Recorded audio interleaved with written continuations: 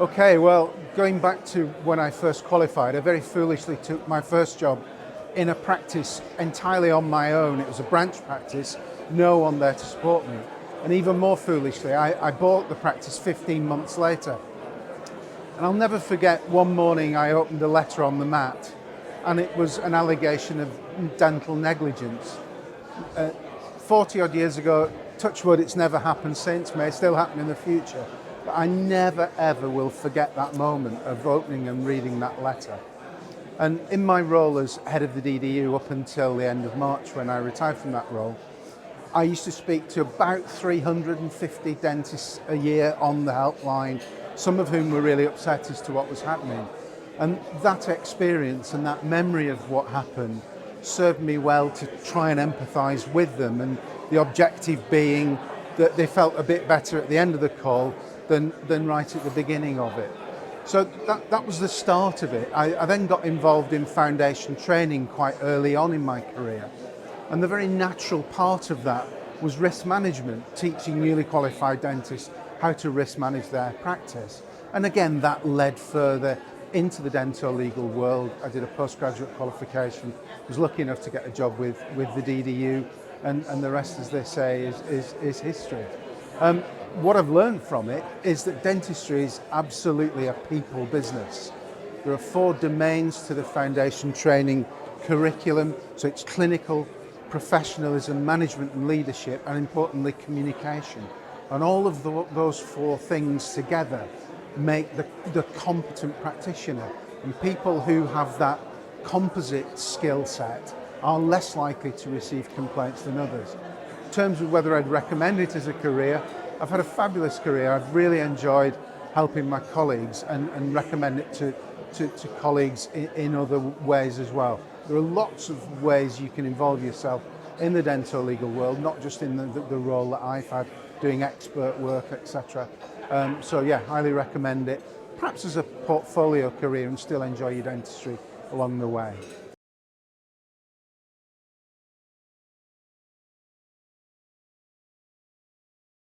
Sure. I mean, if you read the FTP statistical report that came out quite recently, Teresa Thorpe was very gracious in accepting the shortcomings within that, and you know, with a plan to take things forward. I can genuinely say that I do believe the GDC is looking to improve on some of those things. I think the initial inquiries project, which has reduced single patient complaints, you know, halve the time to deal with those, is an example of positivity and movement in that world. But the long-term time, 10 months for a case examiner case, is in and of itself a sanction. The FTP rules say that FTP is not intended to be punitive, it's intended to protect the public. And if we've got a situation where just going through the process is a sanction, then there's something wrong. And people, it's not in anyone's interest, it's not in patients' interest for that to happen. Being treated by a highly stressed person who's got this thing going on at the back of their mind isn't ideal for anyone and can lead to things like defensive practice, etc. I think, to summarise it for one colleague who said to me that going through this long-term process that they were was a bit like a bereavement. You can only put it to the back of your mind for so long. You do something that's enjoyable or whatever, but then it pops back in there again. So I think improving the timing, and the PSA report highlights that as well, is one of the really key things that we can all work together as stakeholders to try and suggest things and work collaboratively to improve that.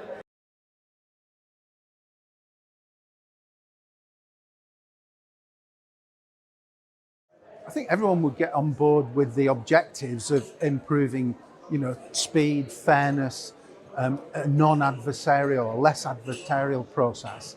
And we've got this golden opportunity that doesn't come along very often. You mentioned the word template. Of course, the GMC is the focus at the moment, but that may well apply to other regulators later on.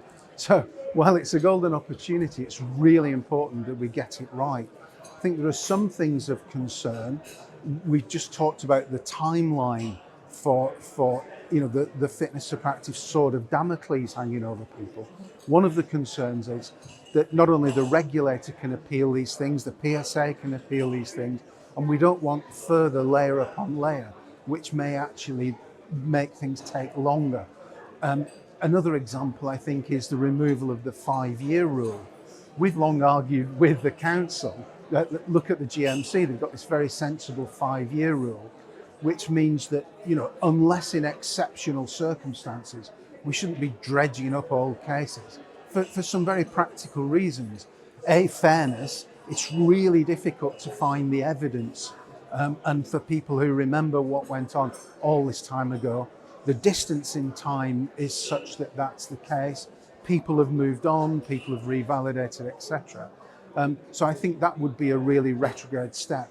The exceptional circumstances safeguard is already there. So I think that's an example of things that need to be revisited. But in general terms, the overall principle and objective is there. We've just got to be careful of the law of unintended consequences, that we're not playing whack-a-mole with these different things as we make changes.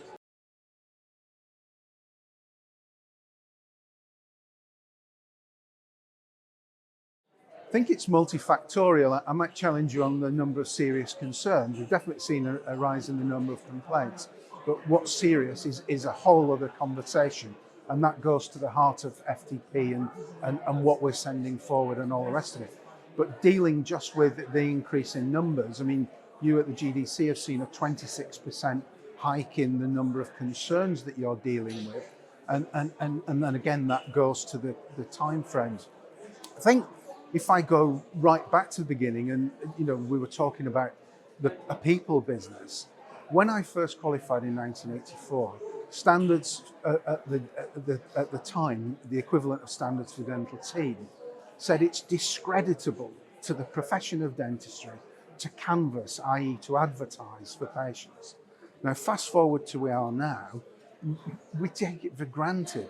We're marketing to people.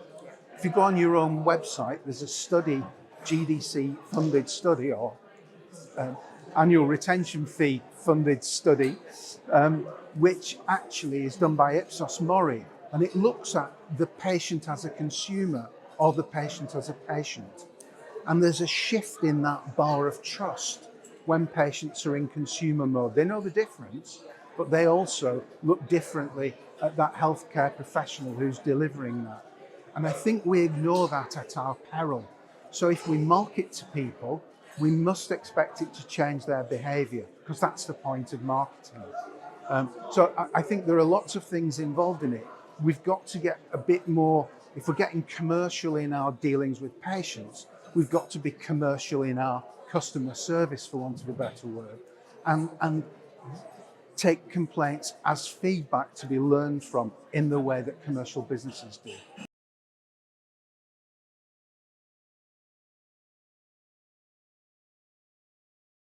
The last thing we want to do is to add to or foster this culture of fear that exists in new graduates. So I think perspective is a really important thing. When we talk to newly qualified dentists, we say, look, the chances of a career-changing dento-legal event for you is infinitesimally small. And certainly, and again, your FTP stats will show this, the chances of a very poor FTP outcome are really, really small. But we can do some risk management stuff along the way. So I think to foster that culture, to have complaint handling from front of house right through the practice, embedded in the culture, embedded in that feedback process, learning from complaints, etc. I think our training colleagues can do that kind of thing with our colleagues, so that a complaint may be seen as feedback. People often think that if I receive a complaint, it's game over, I can never treat this patient again. Well, no, that's not. Sometimes it's the case, because trust, for dentistry to be carried out optimally, there's got to be an atmosphere of mutual trust and confidence. And sometimes a complaint says that no longer exists, but not always. And if we deal with complaints really well, then sometimes that patient will become a real champion for the practice, in the same way that people do for commercial organisations who deal with customer feedback in a positive way.